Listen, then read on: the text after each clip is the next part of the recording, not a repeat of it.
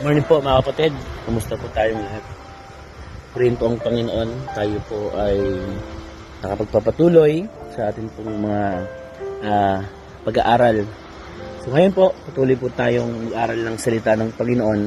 Pag-usapan po natin yung isa sa mga napakagandang katangian po ng Panginoon. So, God is faithful. So, He is infinitely unchanging true. So, napakabuti po ng Panginoon that He always show His faithfulness for us. So, napakabuti po ng Lord sa bagay na yon.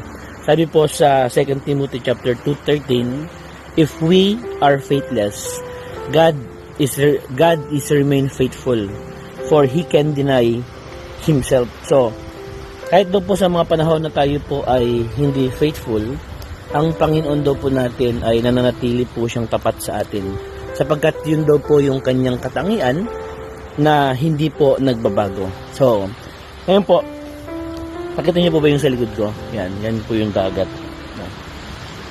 Kita niyo po kung hindi faithful ang Panginoon sa atin, di sana natuyo yung dagat.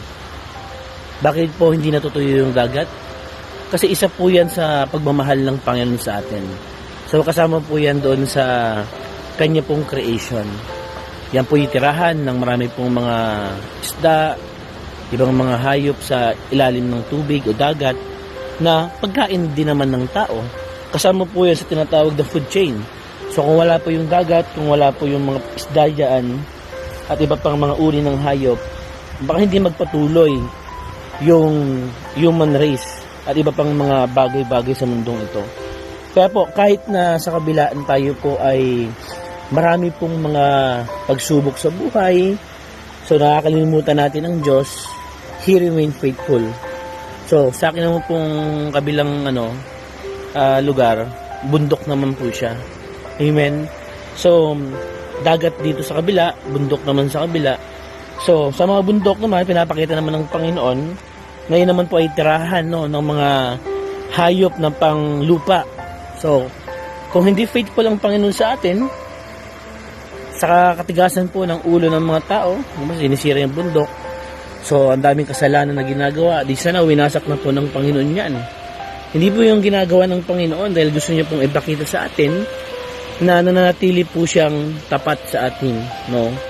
So, kaya po, isa lang din po ang nais ng Panginoon sa atin bilang mga nilikha niya at bilang mga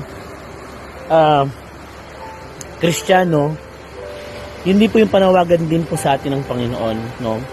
So, maging faithful din po tayo sa maliit o sa malaking bagay, maging mabuti po tayong steward ng Panginoon, maging mabuting katiwala. So, pangalagaan natin yung ating pong buhay, dahil ito pong buhay na binigay sa atin ng Panginoon, ito po yung nais ng Panginoon na gamitin po natin para makita ng iba pang mga tao na ang Diyos faithful sa atin kasi hindi nila pinapabayaan. So, sabi nga po, ang ating katawan ay templo ng Panginoon, huwag natin sisirain. So, huwag natin papabayaan. Higit sa lahat, ibigay po natin yung pinakamainam para sa ating pong sarili. Ano po yun? Siyempre po, ang makilala ang Panginoon sa ating pong mga buhay.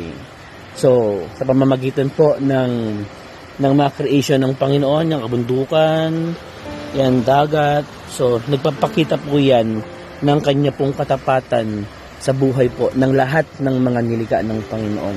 So, as a Christian, so bilang mga nilikha ng Panginoon at inalayan ng Panginoon ng kanya pong buhay, ipakita po natin, no?